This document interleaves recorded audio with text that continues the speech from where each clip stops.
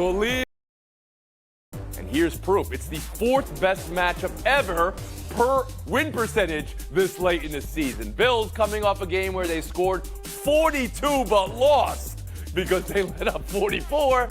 And Detroit coming off a game they won through injuries and through all sorts of fourth down conversions.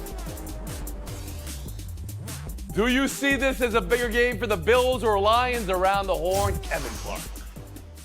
It's the Bills because they've got questions to answer. Sean McDermott, no less than Tom Brady, said that your game management and timeout usage cost you the game last week. They're saying that your special teams coach, who only had 9 players in the field for the last punt of the game last Sunday, can't count. Can he count this week? And they're saying that you put too many defensive backs on the field. You play nickel and dime more than anybody in the league, leading to the worst explosive run rate in the game. Now you're going against a Detroit Lions team that will out-tough you and run down your throat. Those are the questions they have to answer. I want to see it. Now, the reason I'm going with this Bills team, A, I think they answer most of those questions, and B, Josh Allen has more touchdowns than anybody in the league against the blitz. The Lions blitz more than anybody, all but 3 teams in this league. I like that matchup. Go Bills. Wow, Kevin Clark not nickel and diming us with his answer there.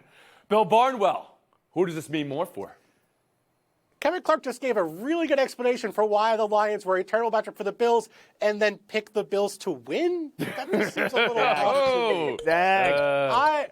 I think it's a tougher matchup for the Lions because they have something to prove on the defensive side of the football. They have made this work without Aiden Hutchinson, their star pass rusher, by elevating their blitz rate, as Kevin just said, and elevating the rate at which they play man-to-man coverage. Play man at the second highest rate in football. And I'll tell you what, when you blitz a lot of guys and you play man coverage, one thing that opens up is the quarterback run game, the quarterback scramble game, and the guy on the other side of the field will run all over you. He beat the Chiefs with a 4th and 2 scramble earlier this season, Josh Allen. So to me, that is the big weakness for the Lions in this game. Can they keep up the way they've played against a guy who is built to win in this exact spot?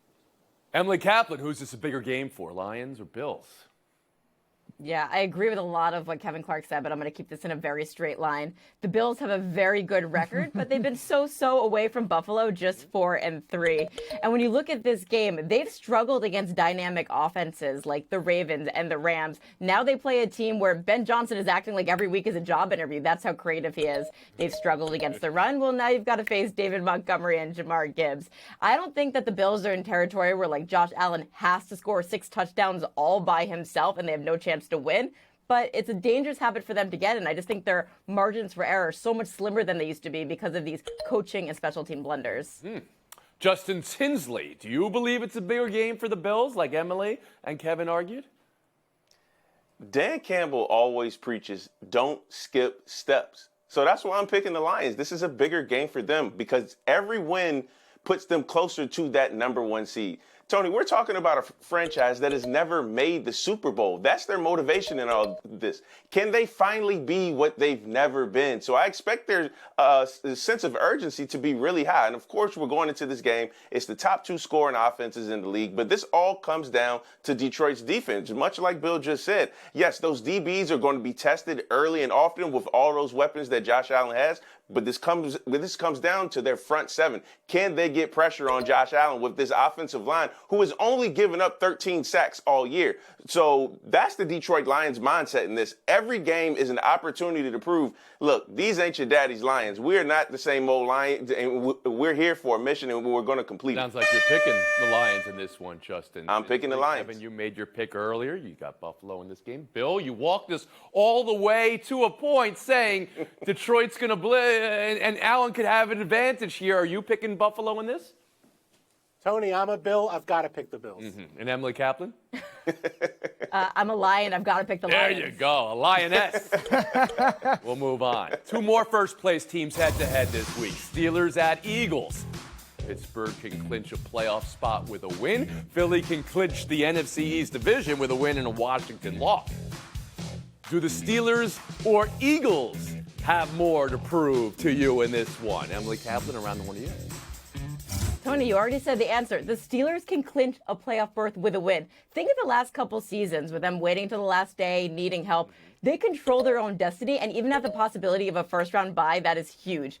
Just in general, though, I feel like these teams are just so diametrically different in personality. With the Steelers, we don't know what to expect of them, but year after year, consistently well coached, find a way to win in a business like. And then you've got the Eagles, where everything's expected of them. And when they're losing, there's drama off the field. And when there's winning, there's drama off the field, like we saw this week with A.J. Brown and Jalen Hurts. This holiday season and every holiday season, they are the gift that keeps on giving to WIP and all of those content creators in Philadelphia. So it sounds like you're preferring, though, the consistency and what the Steelers have on the line, and that is still a chance for a bye in home field. Kevin Clark, around the horn to you.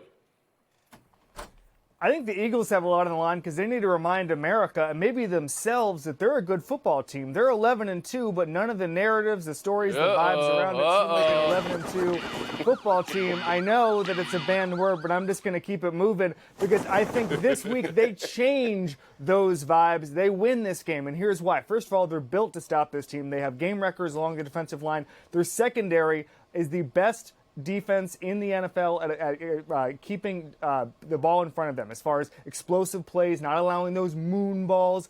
Pickens won't be playing, but Russell Wilson is not going to be able to get those downfield shots. I think you see a real advantage here for the Eagles. I like them here. You like Philadelphia. Bill Barnwell, around the horn to you. I would lean towards the Eagles here, right? I mean, think about the situation with A.J. Brown and Jalen Hurts. Yes, they can get the offense going, but Jalen Hurts has not thrown for 180 yards, let alone more than that in each of his last three games. His passing attack feels broken right now, and what they've leaned on to get this to work is Saquon Barkley. That's the difference they didn't have a year ago. The problem is he's now facing a Steelers team that has allowed one 100-yard rusher all season. By the way, the guy who did that, Tyrone Tracy, the player who replaced Saquon Barkley in New York. So if they can't get Barkley going, it's going to be so dependent on this Eagles passing game that's been really quiet for a month now to finally get going with their stars. Justin Tinsley.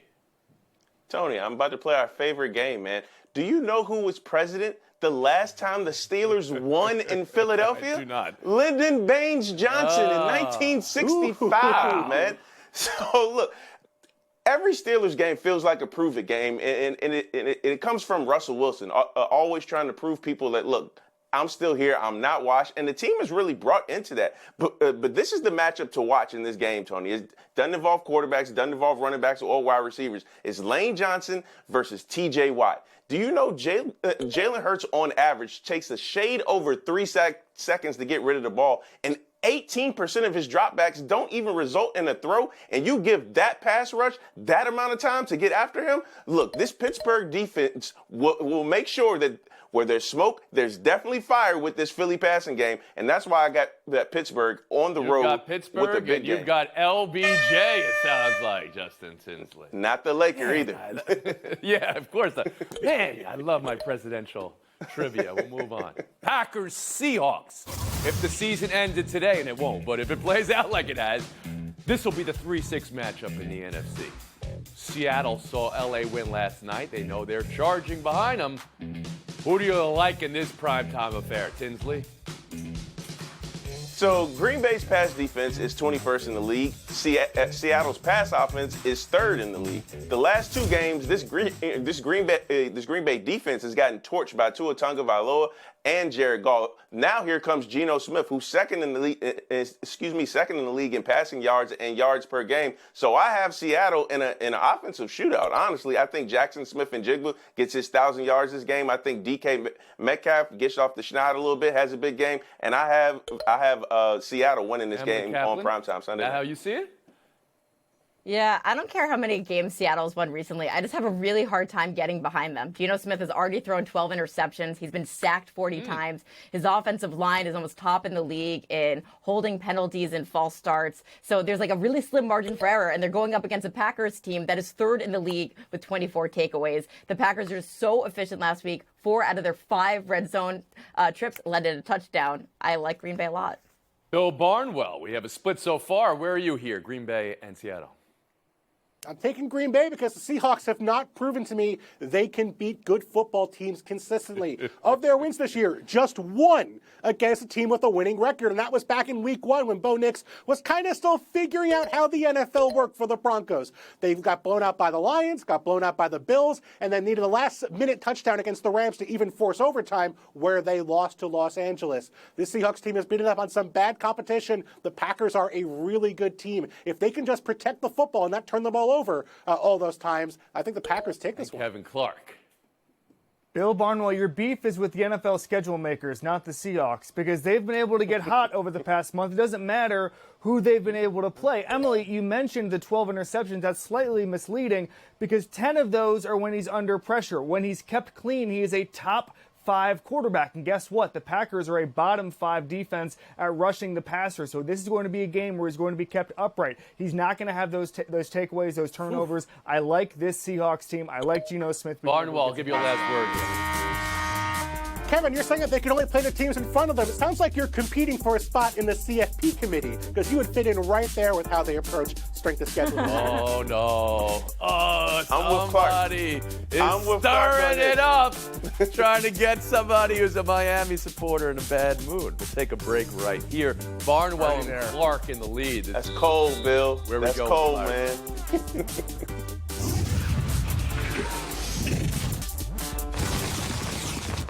The muck of the weather last night, making Rams 12, Niners 6 an all-field goal game, but don't let that rain on a win to move LA's playoff chances up over 50%, and they control their own destiny. For San Francisco, this season can't end fast enough. Playoff chances now 0.7%.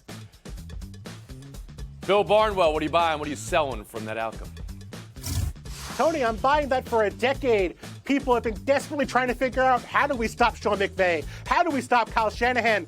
The way to do it apparently is with some rain because it turned both of these offenses into mush in the first half. Matthew Stafford had 23 passing yards in the first half, the week after he lit up the Buffalo Bills. He had a dropped interception from Talanoa Hufanga that decided this game. The Niners dropped their chance at an interception. The Rams did not drop their chance at theirs. For the Rams, who are going to move forward, I'm worried. I don't want to see them play in Seattle, play in Green Bay, or play in Philadelphia during the postseason. Because I don't know if Matthew Stafford... All right, but your takeaway is the weather wasn't good? Thank you very much. Bill Barnwell. Kevin Clark, your takeaway. I have nothing to say about the weather, but what I will say is a playoff contender is born. This Rams team, with the way their defensive identities developed over the past couple of weeks. Listen, this happens now with young defenses. They find themselves in December, and you have Jared Verse, Braden Fisk, Cam Kitchens. There is a pressure rate here that is increasing every single week. That's a team with Matt Stafford, Sean McVay. They'll get there with the offense that nobody wants to see in Justin Tinsley. Yeah, we understand that San Francisco's season is all but over, but I have to look at somebody like Deebo Samuel here. Over the last week, he tweeted and deleted. He complained in the media that he wasn't getting enough targets. He had 19 total yards from scrimmage last night and a couple of big drop passes, one that probably would have been a touchdown last night. That was arguably the worst game of his career at an inopportune time. So I have to Emily look at Kaplan. You know, Kevin Clark got on me a little earlier on my misleading interception stat, and my rebuttal to you is they don't ask you how, they just ask you how many. Well, do you know how many times the Rams have been shut out in the first quarter this season? 9. Do you know how many of their 8 wins have been by 1 score? 7. I think that they are going to make the playoffs. They control their own destiny, but I have a hard time getting excited about them as a contender. Kevin, you brought up the Rams defense. You know how many points they let up just 4 days ago?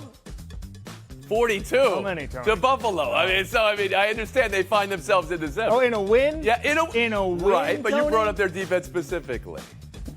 Further on They're the doing 49ers, a player not entering a game when asked to. That's something we don't see often. Devondre Campbell walking off the field was an image we caught last night. Here's Kyle Shanahan on that. Somebody who doesn't want to play football, it's pretty simple.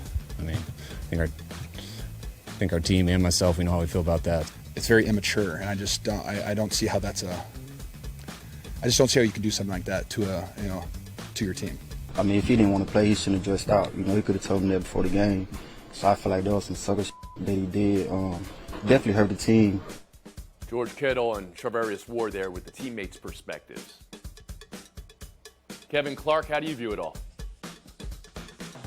It's A symptom of the horrible season the Niners are having.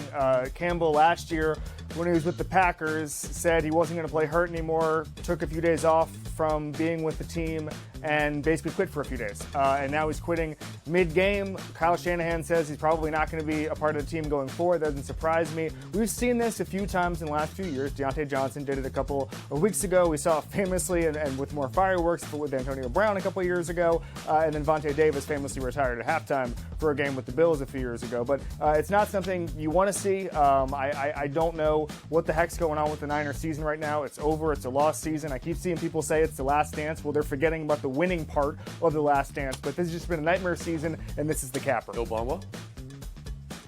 Yeah, I mean, Devontae Campbell's career, unfortunately, is going to be over. No one's going to sign him after this, but I do want to hear his side of the story before I excoriate him. We've heard what some of those guys Kevin mentioned. Vontae Davis said for years afterwards, for years I've been thinking about retiring, haven't been able to play physically. I just decided I wasn't going to be able to contribute to the team at halftime of that game. Antonio Brown said he was promised targets if he played through an injury and then didn't get those targets. Devontae Campbell was playing over 90% of the snaps before the last week, and he was benched for Dre Greenlaw, who came back in this game. I want to hear his side before I really come down on him the way that maybe some of his teammates have. Emily Kaplan. You know, some of the words that George Kittle used were dumb, immature, ignorant. And just what worries me is that he's so isolated in the situation Campbell is. Like, if you have a support system around you, they would remind you in the ultimate team sport, the ultimate thing you cannot do is quit on your teammates when you're dressed to play and when you're asked to play. So I just hope that he's got the right people around him. If he does want to continue playing, obviously not with the 49ers, that can get him back on track. Just based off what we know from his coaches and his teammates, it feels like an unforgivable sin. We just showed the clip of Charvarius Ward. This is a guy who lost his 1-year-old daughter in October, and he came back to the team to be with his teammates. So when I look at this looks like a breach of trust that can't be repaired. That's why I said an unforgivable sin, just based off what we see right now. Emily Kaplan, Bill Barnwell, thank you for your time today, but the weekend starts right now for you. Justin Tinsley, Kevin Clark. That's our showdown next. Notre Dame 79, UConn 68. Game of the night. Statement win for Notre Dame in South Bend. The line from Hannah Hidalgo, 29, 10, 8, and 3. The case for Player of the Year being made early there. Just, was this about the Irish or the Huskies? This is definitely about the Irish. This is their third top 5 victory of the season. And you just mentioned Hidalgo. She is a dog on both sides of the court. And guess what? This Notre Dame team isn't even at full strength yet. They're getting 2 transfers coming back very soon. Kevin Clark? Yeah, this is about the Irish. Hannah Hidalgo is only the 7th player in the last 25 years to have multiple 25-point games against UConn. Coach Niall Ivey is the 5th coach in the last 30 years to win 3 straight games against Gina Auriemma. That's special stuff. Ooh, that's all Irish. Good stuff from both of you. We're going to split the point and move on. Showdown 2. College coaching hires not named Bill Belichick. Here we go. Some familiar names, too. UNLV and Dan Mullen. West Virginia and Rich Rodriguez. Kevin, what's the bigger of these non-Belichickian hires? Yeah, it's Dan Mullen to me. This is a home run hire that I think a lot of schools that were in this hiring cycle are going to regret not hiring Dan Mullen, including, I think, West Virginia. Mullen would have been a better hire. His tenure at Florida was better than we remember. His recruiting wasn't up to par, but NIL is a little bit different, the portal. He's going to win at UNLV. He's going to get a better job in a couple of years. You know, I was really upset when Love Life was canceled on HBO, but maybe Rich Rod getting back with West Virginia can be season 3. It's already off to a bang. He had a heckler at his press conference, man, and then he told him Pitt fans aren't allowed, so he's already got his zingers ready. Look, I don't know if Pat White is walking through that door anytime soon, but Rich Rod is off to it. I think you just answered your own question. I don't mean Kevin Clark. 30 seconds of FaceTime. Wow. Okay, so tomorrow night in New York City, the Heisman Trophy is going to be awarded. I know that Travis Hunter is going to win. I know that Ashton Jeanty from Boise State, both great players, are going to be 1-2. Cam Ward is going to be number 3. However, I've watched every snap of Cam Ward this year. He is the Heisman Trophy winner. You cannot say that Miami is all Cam Ward and not give him the Heisman. They've gone from 7 wins to 10. They are the most dynamic offense by a wide margin in Division I this year. They are a special offense. Where'd you go to college, Kevin Clark? What is this? What is this hometown pick here? This is just, I'm a neutral observer. I'm just a fan of the sport. And I just know when I see greatness, and Cam Ward is Heisman. He's QB1 in the draft. I've never seen anything like it. All right, so he's your vote. You're giving me multiple. He's my vote. He's my vote. You have Genty winning or Hunter winning? This is one of the most Hunter's going to win. Hunter's going to win. But Travis in the Hunter. around the heard horn that from every FaceTime panelist on the the day show. It's before. unanimous. I'm stunned. That was a great face. That the highest rushing year minus Barry Sanders doesn't get the vote. Tyler Warren was robbed. Let's ask Kevin how he really feels Of about all that. the hometown Different level of that's the How do you most feel about that?